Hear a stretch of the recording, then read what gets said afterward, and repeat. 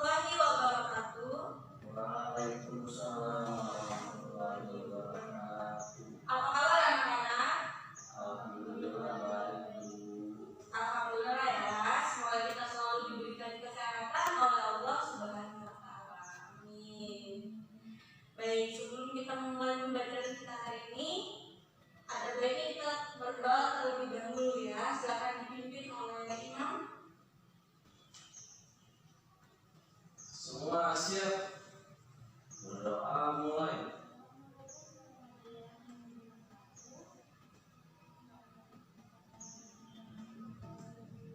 Berdoa selesai.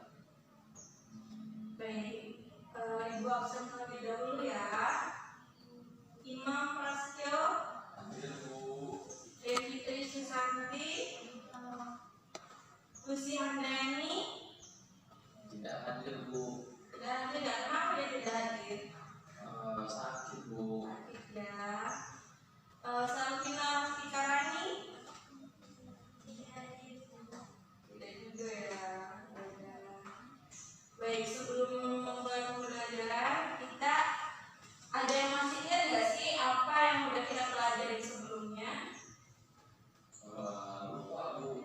Lupa. Jadi apa? Tahu nggak? Iya, benar sekali. Perkembangan dakwah Nabi Muhammad SAW periode Mekah.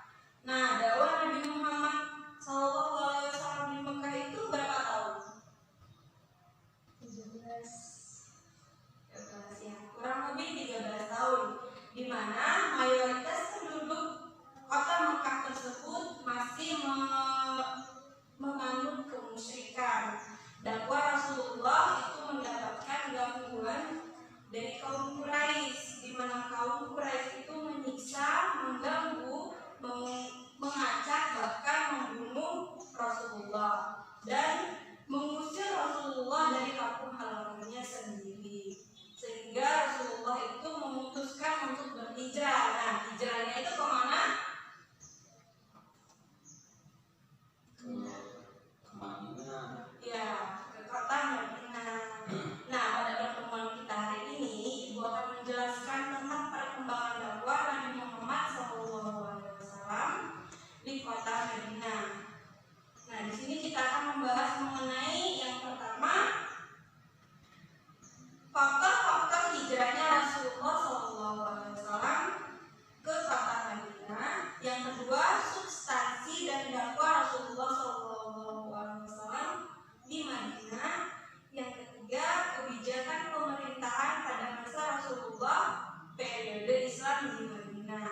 Nah, yang pertama kita akan membahas tentang faktor-faktor hijrahnya Rasulullah SAW ke kota Madinah. Yang pertama, ada yang tahu nggak? Apa? Belum ya, belum tahu. Di sini mau akan menjelaskan. Jadi yang pertama itu adanya siksaan kaum Quraisy kepada umat Islam itu semakin berat, sehingga menyebabkan Rasulullah itu memilih untuk hijrah ke Madinah. Yang kedua, karena wafatnya istri Rasulullah SAW yang bernama siapa?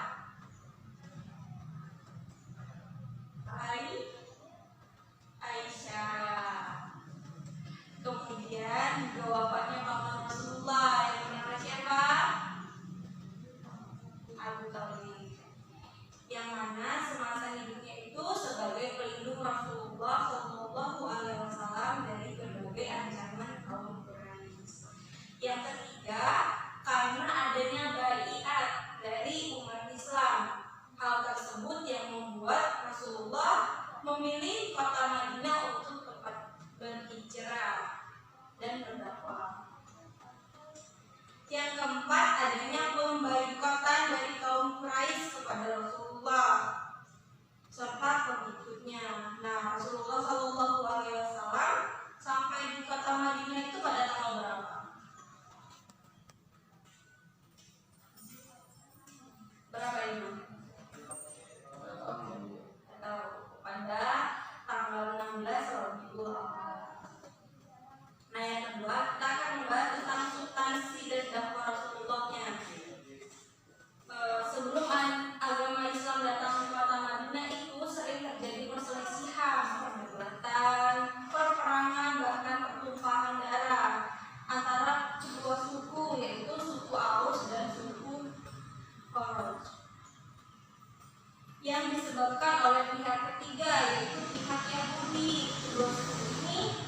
berlomba oleh kaum Yahudi sehingga timbullah perpecahan atau permusuhan di antara kedua suku tersebut.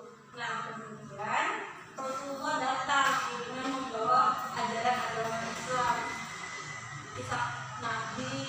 Di sana Rasulullah itu disambut baik oleh penduduk kota Madinah. Mereka berbondong-bondong untuk memeluk ajaran agama Islam. Akan tetapi kedua suku tadi tidak dapat menghilangkan sisi fanatismenya. Akan tetapi dalam ajaran agama Islam itu telah tertanam bahwa manusia dianggap sama, yang membedakan hanya derajat ketakwaan kepada Allah Subhanahu wa Ta'ala. Nah, ajaran agama Islam yang dibawa oleh Rasulullah merupakan agama yang menantang diskriminasi atau kekerasan dan cinta akan kedamaian. Nah, yang ketiga, kita akan membahas tentang kebijakan pemerintahan pada masa Rasulullah periode Islam di Madinah. Yang pertama itu, Rasulullah mempersaudarakan kaum Muhajirin dan kaum Ansor, di mana Rasulullah itu menganjurkan kepada kita untuk menjalin suatu persaudaraan antara sesama manusia. Yang kedua, meletakkan dasar-dasar politik dan sosial, serta Rasulullah itu mempersatukan golongan Yahudi, dan juga Rasulullah membentuk suatu perjanjian untuk melindungi hak asasi manusia yang sering disebut apa? Piagam Madinah. Coba Imam bacakan isi dari Piagam Madinah tersebut. Piagam Madinah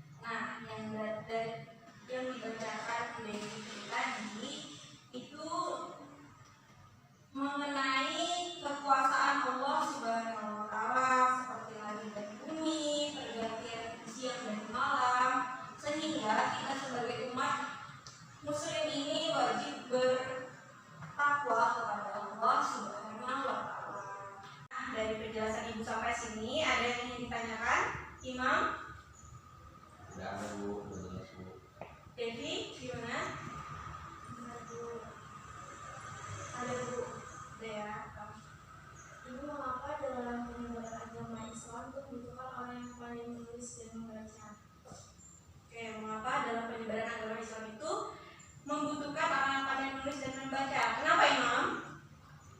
Banyak yang lain ya, Bu. Ya, Aku tidak sabi kan. Gak tahu ya, tahu jawabannya ya. Bu. Ada. Jadi karena dalam penyebaran ayat-ayat Al-Quran itu harus ditulis kemudian dibaca oleh kaum muslimin, sehingga membutuhkan orang yang pandai menulis dan membaca. Itu ya Devi ya. Terima kasih. Ya. Selanjutnya mengenai kesuksesan dakwah Rasulullah SAW. Yang pertama ditandai dengan mampunya menguasai Jazirah Arab selama 23 tahun. Yang kedua, keberhasilan Rasulullah SAW dalam perang Badar, di mana keberhasilannya itu berupa yang pertama, kaum Quraisy marah karena bertambahnya kaum muslimin di kota Madinah. Yang kedua, kaum Quraisy berusaha merangkul sekutu kaum Yahudi untuk menghalangi Rasulullah dan merancang rencana untuk menghancurkan kaum muslimin, yang mana peristiwa tersebut didengar oleh Rasulullah. Kemudian Rasulullah membentuk satuan tentara untuk melindungi diri. Kemudian Rasulullah mendapatkan wahyu dan dari Allah, sehingga Rasulullah dan para pengikutnya itu menang dalam perang Badar tersebut. Nah, baik, di sini ada yang ingin ditanyakan lagi? Tidak ya? Cukup. Nah, dari penjelasan yang Ibu sudah jelaskan tadi, coba apa yang bisa kalian tangkap dari tentang substansi dan dakwah Rasulullah SAW di kota Madinah? Coba Imam, apa? Kebetulan tadi ternyata Bu. Ya, bagus.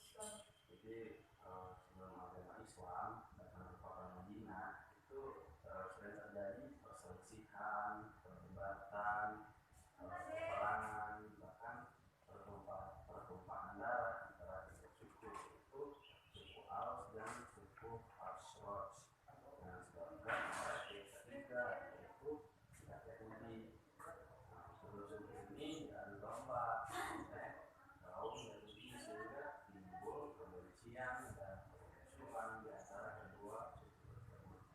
Nah, kemudian ketika Rasulullah SAW datang dengan perlahan dari agama Islam, disambut baik oleh penduduk Madinah, di mana penduduk kota Madinah berbondong-bondong untuk memeluk agama Islam.